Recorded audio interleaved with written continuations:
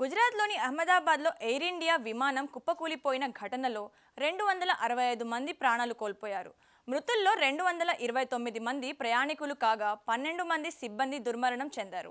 ఈ ఘటన యావత్ భారత్నే కాకుండా ప్రపంచ దేశాలను షాక్కు గురిచేసింది.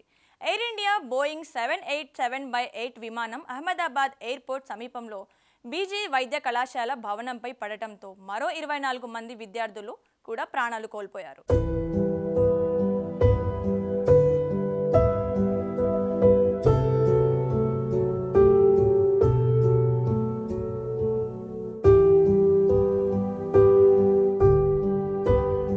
ఈ విమానం టేకాఫ్ అయిన కాసేపటికే ప్రమాదానికి గురైంది. ఇంజన్లకు ఫ్యూయల్ అందకపోవడంతో ప్రమాదం జరిగిందని సైతం వినిపిస్తోంది. మృతుల శరీర భాగాలు మొత్తం ముద్దగా మారాయి. గుర్తుపట్టలేనంతగా మృతదేహాలు కాలిపోయాయి. ఎవరు ఏంటి అని గుర్తుపట్టడం కష్టంగా మారింది. అయితే ఈ మంటల్లో భగవద్గీత పుస్తకం చెక్కు చెదరకుండా ఉండటం గమనార్హం. ఇందుకు సంబంధించిన వీడియో సామాజిక మాధ్యమాల్లో వైరల్గా మారింది. వీడియో చూసిన నెటిజన్లు ఇదో అద్భుతం అంటూ కమెంట్స్ చేస్తున్నారు.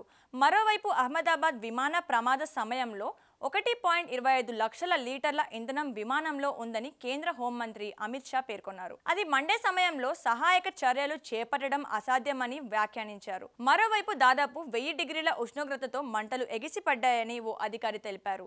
ఆ ప్రాంతంలో వ్యాపించిన మంటల కారణంగా పక్షులు, కుక్కలు కూడా అగ్నికి ఆహుతి అయినట్లు పేర్కొన్నాయి. అయితే టేకాఫ్ సమయంలో ఇలాంటి ప్రమాదాలు ఎందుకు ఎక్కువగా జరుగుతాయో తెలుసుకుందాం. విమానం ఎగరడానికి సమయం చాలా కీలకం. విమానం టేకాఫ్ సమయం చాలా క్లిష్టమైన సమయంగా భావిస్తారు. లెక్కలు గమనిస్తే ప్రపంచంలో జరిగే విమాన ప్రమాదాలలో దాదాపు 35% టేకాఫ్ సమయంలో లేదా టేకాఫ్ అయిన వెంటనే జరుగుతాయి. విమానం ప్రాపర్గా టేకాఫ్ అయిన తర్వాత ప్రమాదాల రేటు తగ్గుతుంది. టేకాఫ్ సమయంలో విమానం గ్రౌండ్ నుంచి అధిక వేగాన్ని అందుకుంటుంది. ఈ సమయంలో పైలట్ రన్వే, ఇంజన్, వాతావరణం, విమానం కంట్రోల్ పై ఎక్కువ దృష్టి పెట్టాలి. ఎందుకంటే ఆ విషయాల్లో ఒత్తిడి ఎక్కువగా ఉంటుంది.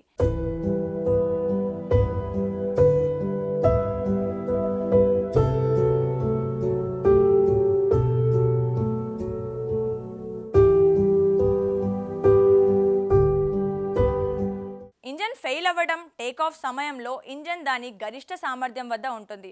అటువంటి పరిస్థితుల్లో పక్షులు తగలడం, ఇంధనం అందకపోవడం, ఇంధనం ఒత్తిడి సమస్య లేదా తయారీ లోపం వంటి ఇంజన్లో ఏదైనా సాంకేతిక లోపం తలెత్తితే వెంటనే ప్రమాదానికి కారణమవుతుంది. పైలట్ తప్పిదాలు సైతం విమానం కూలిపోవడానికి ఒక ప్రధాన కారణం కావచ్చు. ముఖ్యంగా టేకాఫ్ సమయంలో పైలట్ పిచ్ యాంగిల్, వేగం, రన్వే, లిఫ్ట్ ఆఫ్ పాయింట్ను సరిగ్గా అంచనా వేయలేకపోతున్న ప్రమాదం జరిగే అవకాశం ఉంది. టేకాఫ్, ల్యాండింగ్ సమయంలో మానవ తప్పిదం కారణంగానే ఎక్కువ విమాన ప్రమాదాలు జరుగుతుంటాయి.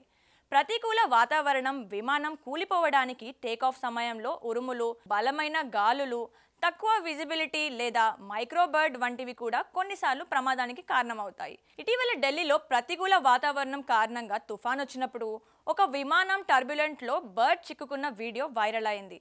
సాంకేతిక లోపం. టేకాఫ్ సమయంలో విమానం కూలిపోవడానికి సాంకేతిక లోపం ఓ కారణం. చాలాసార్లు విమానం landing gear, auto throttle system, hydraulics లేదా ఎయిర్ స్పీడ్ ఇండికేటర్లో అనుకోకుండా తలెత్తే సాంకేతిక లోపం కారణంగా విమానం ప్రమాదానికి గురయ్యే అవకాశం ఉంది. టేకాఫ్, ల్యాండింగ్ సమయం తక్కువగా ఉన్నందున సాంకేతిక లోపం తలెత్తే అవకాశాలు తక్కువ. ఆ సందర్భాల్లో ఏ ఇబ్బంది లేకపోతే ఈజీగా టేకాఫ్, ల్యాండింగ్ చేయడానికి వీలుంటుందని నిపుణులు చెప్తున్నారు. ప్రమాదంపై భారత పౌర విమానయాన మంత్రిత్వ శాఖ ఆధ్వర్యంలోని air craft accident investigation bureau దర్యాప్తు చేస్తోంది. ఏఐబీ డైరెక్టర్ జనరల్, ఇన్వెస్టిగేషన్ డైరెక్టర్తో సహా ఒక బృందం దర్యాప్తు చేస్తోంది. ఎయిర్ ఇండియా విమానం శిథిలాల నుంచి గుజరాత్ ఏటీఎస్ ఒక డిజిటల్ వీడియో రికార్డర్ను స్వాధీనం చేసుకుంది. ఈ ఘటనలో ఒకే ఒక్క ప్రయాణికుడిని విశ్వాస్ రమేష్ ప్రాణాలతో బయటపడటం గమనార్హం. ప్రధాని మోడీ ఘటనా స్థలాన్ని సందర్శించి బాధితులను పరామర్శించారు. ఈ ఘటనలో ప్రాణాలతో బయటపడ్డ ఒకే ఒక్కడు విశ్వాస్ రమేష్తో ప్రత్యేకంగా మాట్లాడారు మోదీ. ఆయన ఆరోగ్యం గురించి అడిగి తెలుసుకున్నారు. అహ్మదాబాద్ సివిల్ ఆసుపత్రిలో చికిత్స పొందుతున్న ఇతర క్షతగాత్రులను కూడా పరామర్శించారు. అంతేకాకుండా ఒక అదృష్టవంతురాలు 10 నిమిషాలు ట్రాఫిక్ అనుకున్న సమయానికి ఎయిర్పోర్ట్ రీచ్ అవ్వలేకపోయింది. అంతటితో ఆ మహిళ ఈ విమాన ప్రమాదాన్ని తప్పించుకుంది. అయితే ఈ ప్రమాదం తర్వాత బోయింగ్ సంస్థపై వచ్చిన ఆరోపణలు మరోసారి చర్చనీయాంశంగా మారాయి. ఇప్పటి వరకు గుర్తించింది 6గురినే.